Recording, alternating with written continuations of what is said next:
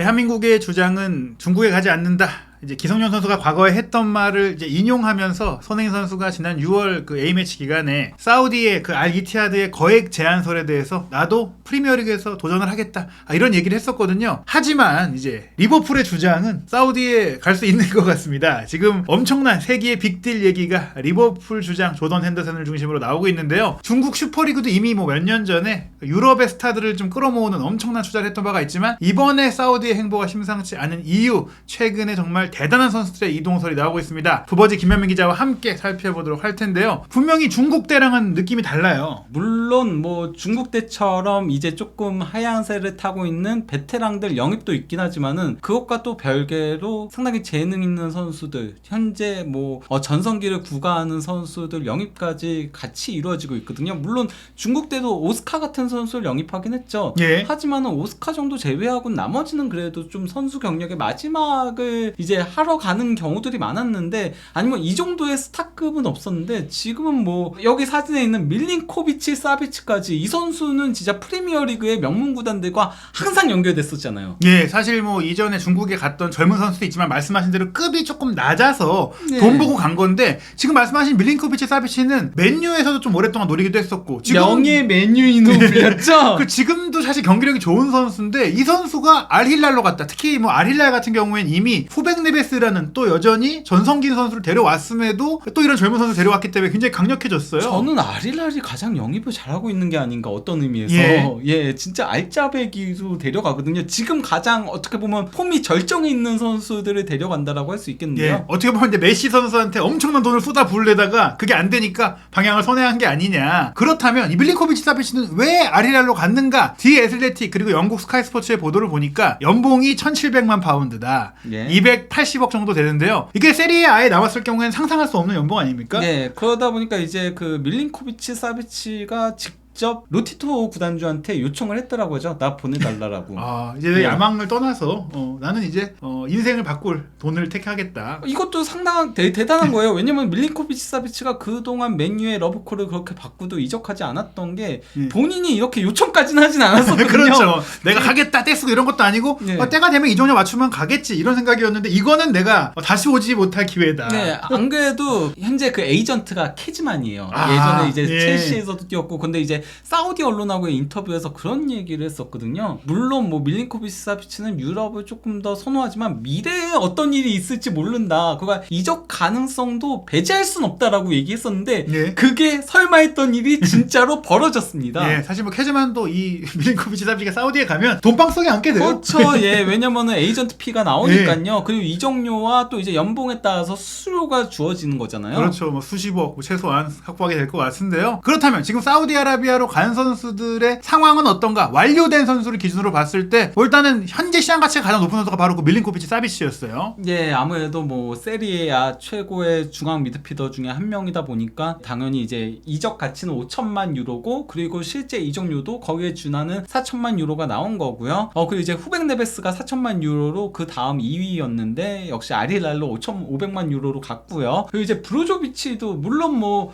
최근에 부상 때문에 조금 고전을 했었고, 그동안 차야놀루가 너무 잘해서 조금은 밀린 감은 있긴 했지만은 이 선수 월드컵에서 저희가 봤잖아요. 예. 여전히 건재한 모습들 보여줬고, 그리고 브로조비치도 아직 그렇게 나이가 많은 선수까지는 아니거든요. 예. 근데 브로조비치도 알 나스루로 갔고, 그리고 또 이제 벤제마 선수, 이게 사실 시작점이었죠. 이게 중요했어요. 사실 뭐 연초에 호날두 선수가 간 것도 큰 이슈긴 했지만 어떻게 보면 호날두 선수는 많이 내려왔는데 벤제마는 바로 지난해 발롱도르 수상자고, 이 선수가 간 게 아마 다른 선수들에게도 나도 가도 되겠는데 하는 물꼬를 터준 거죠. 예, 그리고 또 이제 피루미누가 알 아흘리로 갔는데, 또 이제 알 아흘리는 사디오 마네까지 영입을 해서 피루미누랑 마네 그 콤비를 재현시키려고 한다는 얘기들이 나오고 있죠. 예. 그리고 또 이제 쿨리발리, 물론 뭐 지난 시즌에 조금 부진하긴 했지만 그래도 후반기 때 또 괜찮은 모습도 보여줬거든요. 하지만 이제 첼시가 아예 세대 교체를 하려는 그런 과정에서 아릴랄로 판매를 하면서 어느 정도 이적료 수익을 끌어올릴 수 있었고요. 또 이제 그 캉테 같은 경우는 계약 만료로 이제 이티하드로 가게 된 거였습니다. 예, 하지만 이 역시 벤제마에 이은 캉테의 그 사우디행은 분명히 이 선수들은 이제 선수들에게도 스타인 선수들이기 때문에 의미가 컸고요. 네, 그리고 이제 조타 같은 경우는 이제 셀틱에서 에이스 역할을 수행하던 선수였는데 이적 가치 대비 더 비싸게. 왜냐면 이 선수는 아직도 어린 선수거든요. 그렇죠. 20대 초반이에요. 그래서 이제 좀 더 이제 발전 가능성이 있다라고 생각을 해서 데려간 거였고요. 이것 때문에 이제 셀틱이 양현준 선수를 그렇게 영입하려고 하는 거기도 하고 예. 또 이제 그 에드와르 맨디도 뭐 알아흘리로 이제 이적을 했고요. 뭐 그렇습니다. 예, 사실 뭐 말씀드린 대로 조금 이제 30대에 접어든 스타급도 있지만 뭐 지금 네베스나 밀린코비치 사비치나 조타 같은 선수들은 한창의 전성기를 구가할 나이다. 거기다 GLC도 거의 이적이 확정적이었으나 이제 메디컬 테스트에서 탈락한 케이스도 있고요. 예. 그리고 더 많은 선수들 뭐 예를 들면 루카쿠 같은 경우도 제안을 받았으나 본인이 이제 거절하면서 예. 심지어 보내려고 하니까 변호사까지 선임할 거다 이런 얘기까지 예, 나왔었죠. 하지만 첼시에 남겠다는 게 아니라 인테르로 가겠다. 네, 그런 거죠. 네, 그런 상황인데요. 그리고 이제 제가 서두에 말씀드린 바로 요 중요한 이슈가 있습니다. 영국의 텔레그래프에도 나왔고 사실 뭐 영국의 공신력 높은 매체들에서 다 나왔어요. 알 에티파크 이름도 생소한 팀에서 조던 핸더슨 선수 영입을 이제 제안했다는 얘기가 나왔는데 바로 이 팀의 감독이 스티븐 제라드예요. 네, 그 제라드를 선임을 했었는데 원래 제라드도 처음에 사우디 안 간다라고 했었거든요. 예. 그랬는데 결국은 갔고 이때 그 제라드 그 감독 선임 영상이 굉장히 재밌었습니다. 딱 예. 보는데 이거는 감독 선임 영상인지 선수 영입 영상인지 모를 정도로 예. 선수 시절 막 이러면서 영원한 주장 막 이러면서 막 이런 것들 리더십 막 이런 걸로 나오더라고요. 예, 또 역시 리더십을 중요시하는 팀인가 봐요. 또 핸더슨도 지금 현 리버풀의 주장인데 이 보도가 처음 나왔을 때까지만 해도 갈지 안 갈지는 고민하는 단계다라고 했거든요. 네. 그런 가운데 이제 이 이적이 왜 중요하냐? 왜냐면 클롭 감독이 이제 동의를 해야 되는데 저희가 생각했을 때 지난 시즌은 분명히 핸더슨이 주전에서 내려오기도 했고 그렇죠. 지금 소보슬라이, 맥칼리스터 젊은 선수를 영입하니까 당연히 이제 내줄 수 있지 않겠느냐 싶었는데 생각이 좀 다른 면이 있다. 뭐 그 클럽 감독 같은 경우는 그래도 이제 핸더슨의 리더십을 조금 높게 사다 보니까 젊은 선수들이 이제 팀에 적응하기 위해서는 핸더슨이 조금 필요하다라고 생각을 하면서 사실은 티아고 알칸타라를 팔고 싶어 했죠. 그렇죠. 사실 네. 사우디에서 얘기가 있는데 부상 이슈 때문에 좀 그리고 티아고 알칸타라 본인도 사우디를 가고 싶어 하지 않는다라고요. 네. 그래서 거절했다는 얘기들이 나왔거든요. 네.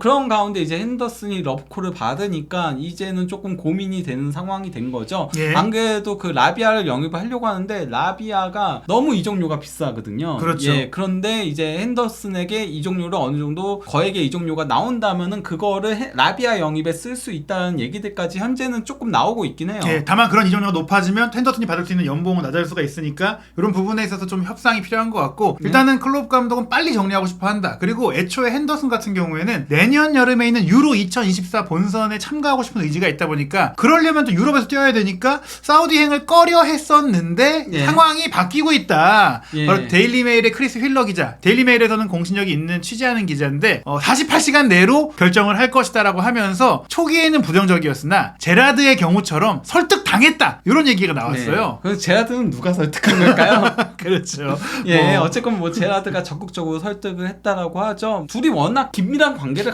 가지고 있잖아요. 그래서 예. 제라드가 핸더슨 칭찬도 여러 차례 했었고요. 예, 그래서 처음에 이런 우려들 분명히 있었어요. 그 가족들도 사우디 가서 사는 것에 대한 꺼려했지만 갑자기 상황이 바뀌었다. 왜 바뀌었냐? 이 바뀐 파격 제안을 믿을 수 있는 이유는 디 애슬레틱의 공신력 높은 온스테인 기자가 이렇게 썼어요. 핸더슨은 곧 결정을 내릴 것으로 예상되며 연봉 4배에 달하는 인생을 바꿀 수 있는 제안을 고려하고 있다. 예. 쉽게 안 쓰는 표현이 디 애슬레틱에서 나왔습니다. 예. 인생을 바꿀 제안. 이게 그 70만 파운드의 제안을 받았다라고 하는데요. 예, 현재. 이거는 뭐 쉽게 나올 수 없는 핸더슨한테 그러니까 70만 파운드를 제시할 수 있어요. 왜 캉테도 1억 유로 연봉 받았고 호날두 2억 유로 뭐 많이 나오고 있는데 아니 핸더슨이 지금 33살이고 미 포지션상으로나 역할상으로나 이 정도 돈을 쓸 정도의 선수인가? 거기다가 그 다른 선수들의 뭐 1억 유로 이런 식으로 보도 나오는 거는 이제 계약 기간을 합쳐서 총 연봉들이 나오고 있는 거거든요. 그렇죠. 예, 근데 핸더슨은 그냥 죽음만 70만 파운드로 나왔는데 이게 만약에 성사가 된다면요, 현재 축구 선수들 중에서 호날두, 음바페, 메시, 네이마르에 이어서 5위에 해당합니다. 예, 그래서 지금 여기 뭐 리버풀의 팬 매체인데 핸도니뉴다. 이게 거의 이제 화려한 브라질 선수 같은 그 퍼포먼스를 보여줘야 나올 수 있는 그런 연봉이거든요. 지금 그러니까 토트넘이 케인한테 그 손흥민 선수의 2배 달하는 연봉을 준다라는 게 40만 파운드잖아요. 예, 주급 40만 파운드. 네. 한 5억이죠. 이게 주급으로는 11억인데 1년이 54주잖아요. 그러니까 이거 계산하면 한 600억 정도의 연봉. 이것도 이제 사우디는 세후로 준다고 네. 하더라고요. 사실 그러니까 핸더슨한테 이 정도 연봉을 안긴다는 게 그러니까 물론 핸더슨이 위대한 주장 맞죠. 리버풀에게 있어서는 정말 빼놓을 수 없는 선수가 맞긴 한데 리버풀 역사에도 남을 만한 선수인데 그래도 선수의 위상 자체를 놓고 보면은 이건 조금 과했다. 특히 이제 하락세를 조금 타고 있었잖아요. 예. 그러니까 뭐 핸더슨 입장에선 이걸 거절하기가 말처럼 쉽지는 않겠죠. 거기다가 리버풀도 지금 이적료 거론되고 있는 게 2천만 파운드가 거론되고 있거든요. 예. 이 정도면은 지금 핸더슨한테 2천만 파운드 누가 지르겠어요? 안 지르죠. 그 돈에 얹어서 라비아 사면 되는 거예요. 그러니까요. 예, 그러면은 이제 리버풀도 진지하게 고려를 하게 될 상황이 지금 도래하고 있다. 그런 식의 보도들이 현재 나오고 있는 거죠. 예, 그 실제로 핸더슨이 이 실력 대비 리버풀에서 주급 20만 파운드 주는 것도 비싸요. 사실 리버풀 입장에서도 계약이 또 2년 남았는데 주급 깎자고 할 수도 없는 뭐 그런 상황인 핸더슨인데 이렇게 잘 데려가 주신다. 이러면은 이적이 성사될 가능성 매우 높다. 제라드가 본인 후배에 대한 사랑도 애틋하고 리버풀 친정팀에 대한 사랑도 애틋한 게 아닌지 평생 역시 리버풀맨. 예. 혹시 빌라에서 부진했던 것도 일부러. 리버풀 때문?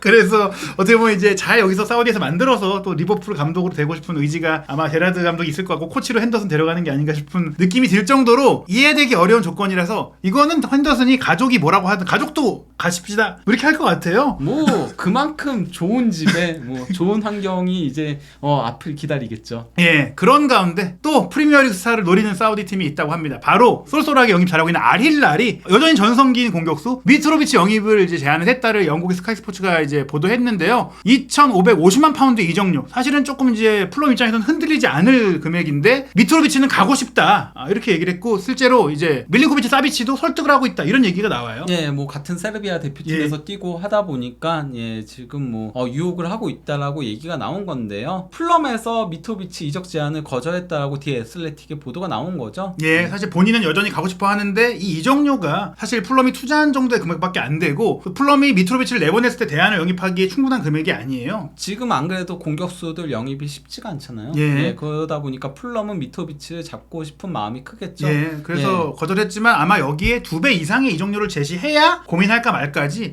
지금 유로로 따지면 3천만 유로거든요. 이 예. 돈으로는 미트로비치 그렇죠. 대체 잘 못 구합니다. 한 4천만 유로도 아마 안 받을 예. 거예요. 그런 가운데 이와 관계없이 또 사우디의 거액 제안을 거절한 선수가 있어요. 네, 뭐 그 거절한 선수들이 여럿 있긴 하죠. 예. 근데 그 중에 이제 에런 램지가 사우디 제안을 거절하고 고향인 카디프로 갔습니다. 그거 원래 친정팀이었죠. 카디프에서 시작을 해서 아스널로 갔다가 이제 유벤투스 갔다가 그랬던 케이스인 건데 카디프로 갔습니다. 예, 그 이유는 이제 가족적인 결정이다라고 했어요. 물론 가족에 어떤 일이 있는지 그건 저희가 모르지만 물론 뭐 대부분의 선수들이 뭐 벤제마도 처음에 그랬고 많은 선수들이 가족, 아이들의 교육 환경 이런 것 때문에 좀 꺼려했지만 결국에는 그걸 능가하는 돈이 오면은 갔거든요. 램지 같은 경우에 솔직히 전성기 끝났잖아요. 몸 상태도 그렇고. 네. 그럼에도 이제 고향을 택했다. 그리고 또 하나의 이슈가 되는 선수가 있어요. 바로 네. 포그바입니다.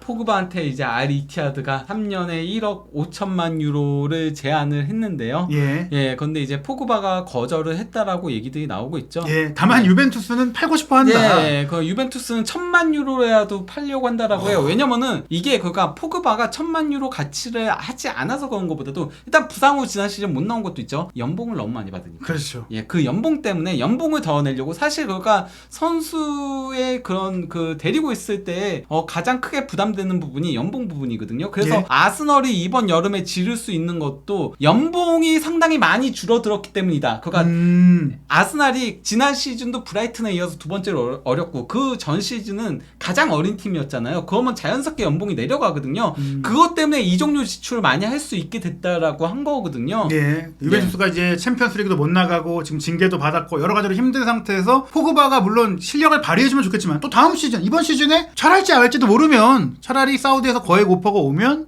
넌 가라. 연봉 거기서 보전받고 네. 우리는 그냥 너가 나가는 것만으로 만족할게. 보존받는 게 아니죠. 그 이상을 받는 거죠. 그렇죠. 그 이상이죠. 사우디를 가면 더 그 이상을 받게 되는 건데, 근데 흥미로운 게 이제 그 포그바가 종교적인 이유로 이 선수도 그러니까 무슬림이잖아요. 그래서 이제 메카에 갔었거든요, 사우디. 예. 그리고 심지어 알 이티하드 구단까지 방문했어요. 그래서 영상까지 올라오고 사진까지 올라왔거든요. 예. 그래서 이거 포그바 알 이티하드 급진전 아니야 이런 식의 보도가 나왔는데 포그바가 거절했다라고 뜬 거죠. 네, 어떻게 보면 제 생각에는 포그바가 최근에 좀 이제 맨유를 떠난 이후 여러 가지를 커리어상 아쉬움이 있으니까 네. 유로에서 뭔가 좀 더 보여주고 싶은 생각이 있는 것 같아요. 네. 하지만 이제 과연 유벤투스에서 포그바의 상황을 어떻게 처리할지는 봐야 돼요. 왜냐면 가제타 델로스포르트에서 계속 유벤투스는 팔고 싶다, 네. 갈 팀이 없다, 사우디밖에 없다, 이거를 계속 기사를 내고 있어요. 네. 어차피 여론전을 펼치는 걸 수도 있거든요. 네. 포그바가 압박을 받고 있는데요. 뭐 사실 포그바가 사우디에 가려면 호날두가 얘기한 것처럼 뭐 이제 유럽 리그 수준으로 정말 사우디 리그가 확 올라서든지 뭐 사우디 슈퍼리그가 생기든지 이래야 될 것 같은데 사우디 리그도 리그 차원에서 좀 변화를 주고 있잖아요. 이게 그 뒤에 애슬레틱에 올라온 그것도 온스테인 기자가 올린 7월 12일자 기사인 건데요. 에메날로라고 예전에 그 첼시에서 이제 사실상